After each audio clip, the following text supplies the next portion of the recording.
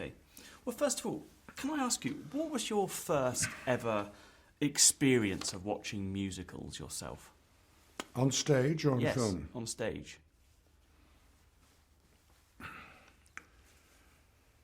Well, it was a seminal evening when I went with my family to celebrate my mother's birthday to see a new musical in Manchester on its way from the north of England down to London.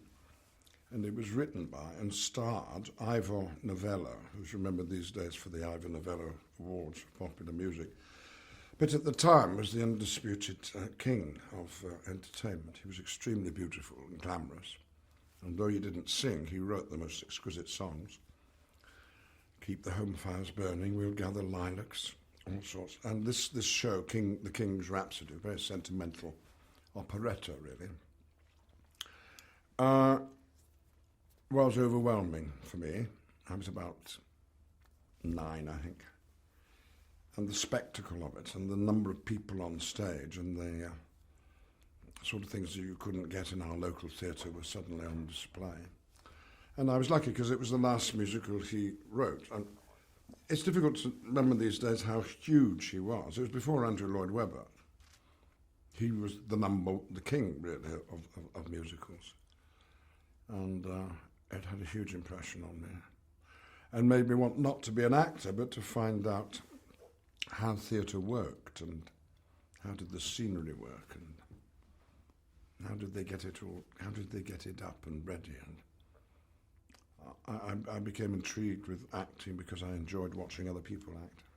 You mentioned Andrew Lloyd Webber then, and you said Ivor Novello was way before that. But talking about Andrew Lloyd Webber, what's made his work so timeless, and in particular Cats?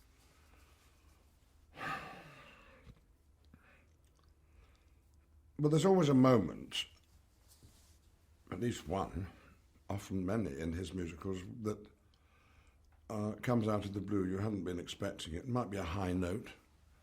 It might be a sudden rush of activity on the stage, but immensely theatrical. And the challenge, I suppose, for Tom Hooper, who directed this film of Cats, is can that stage magic be translated into cinema magic? And it has been, in my view, and it could happen because the material was so strong. To begin with, the lyrics by a considerable poet and playwright, T.S. Eliot. He was writing them about the time I was being born. He wrote them for his godchildren to entertain them. Cats was designed to entertain children. And then Andrew arrived and realised there was potential to add music to these lyrics. And I think it's just the gradual build-up of great talents coming together, and witness the cast list for this film. You work with some absolute masters of theatre performing their work. Just last question on Andrew Lloyd Webber. What's his gift, do you think, as a songwriter and a storyteller?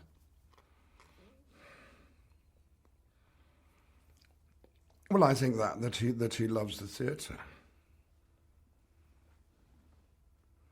and tells a good story,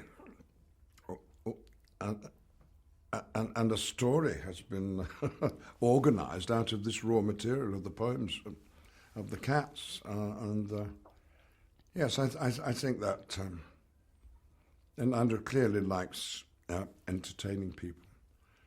It's not just the tunes, it's the whole theatricality which presents the songs.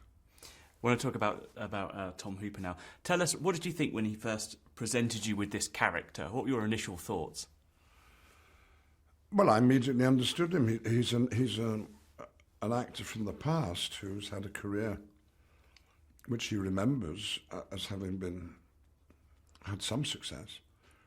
But he's looking back on those old days. He's now a bit decrepit, and rather keen for his life to take a new turn for the better, which is why he comes to audition to try and win the prize of being carried up to the next level of living and have another life. Well, that's rather appealing to someone of my age. I do get another life every time I work, really, because you're in the company of people on the whole who are younger than you are. And if they've got any talent like the people have in this movie, it just gives you lots of energy to carry on. So I didn't think really of Gus as a cat, but as the old actor. But he is a cat. It's a joke, because a theatre cat doesn't perform. A theatre cat keeps the mice and the rats down, the vermin, in empty theatres in the middle of the night. But no, this theatre cat is a performer, and so I felt some resonance, some kinship. How was Gus perceived by the other cats, Ian? Well, it's very nice that in this version, at any rate, the people are very attentive to him and give him some respect. May not quite know who he was or seen him in his glory days, but they recognise a fellow professional, and as happens in real life, I find older actors on the whole get an easy ride from younger members of the company who appreciate that you've been there and done that. Even though in this case I haven't. I've not been in that many musicals, certainly not at this level. Can I ask you to introduce the song that Gus sings in Cats, and just describe the song to me, if you would? I think if you fell in with Gus at his club, which takes place in the back of a neighbouring pub, is the lyric, you would sit back very happily and listen to him reminisce, and that's what he does really in his song. And he's quite boastful, but he's telling the younger cats who are listening what his life used to be like. And even though now he's decrepit and can't do what he used to be able to do. So it's a little bit melancholy.